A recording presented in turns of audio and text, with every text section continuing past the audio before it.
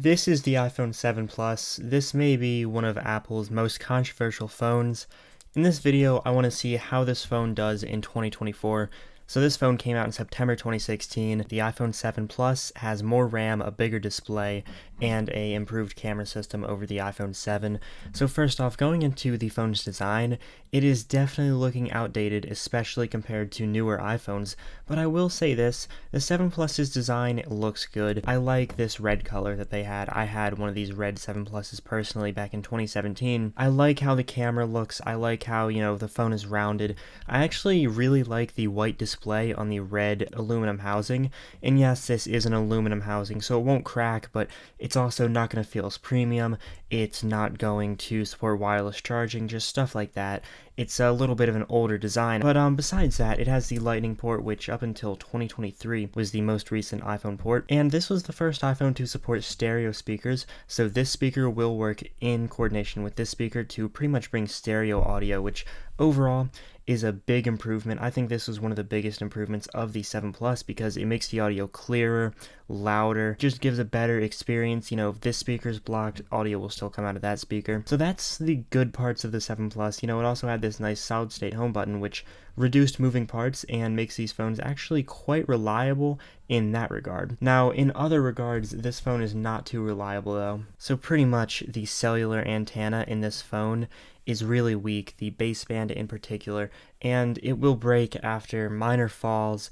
And also, the phone itself will start having boot looping issues, which is not caused by the battery actually, it's caused by a chip failure on the motherboard. Those are common issues. Now, I've never had those issues on my 7 Plus. I got this one on eBay about a year and a half ago in really good condition. I have heard of these issues on other 7s and 7 Pluses, so I would be very careful about that. Now, performance, this phone is stuck on iOS 15, which came out back in 2021. Being stuck on iOS 15, this phone is obviously not going to get the latest version of iOS. It's not going to get the latest version of all the apps. Some apps will run on iOS 15. Most apps will need iOS 16 or above going into the iOS 18 era later this year. But I'd say most of the apps that I've tried have worked well on this phone. Now, the speed of the apps, I would not really consider to work well. Instagram, Snapchat, stuff like that, it'll be okay. You can get used to it, but it's not going to be fast. If you're coming from even like an iPhone 10, this phone's going to be much slower.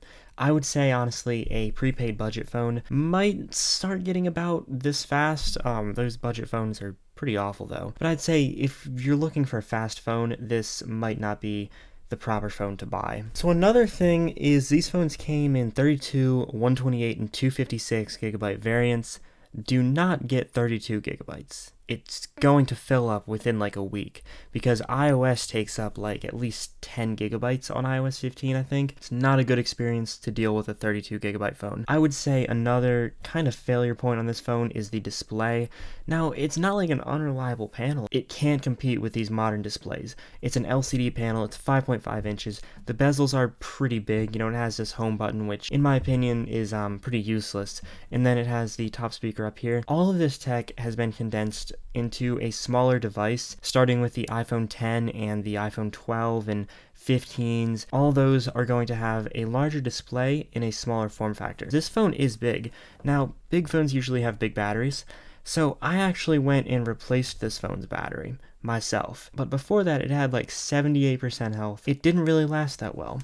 I would say even with 100% health, this phone lasts a little bit less than my iPhone 12 Pro with 76% health, and I would say comparing this to my 15 Pro with 89% health, it just does not last that well. But that's expected because it's an old phone running newer software. I wouldn't really recommend the 7 Plus to a lot of people, but if you're getting a 128 gigabyte iPhone 7 Plus just as a secondary, work phone or something, it could be a good purchase. I'd look into the iPhone 10s, 10Rs. I'd avoid the 10s. I've had issues with those. Maybe even something like a new open box iPhone 12, because those phones are going to be a lot newer. They're going to get newer software. They're going to have newer processors.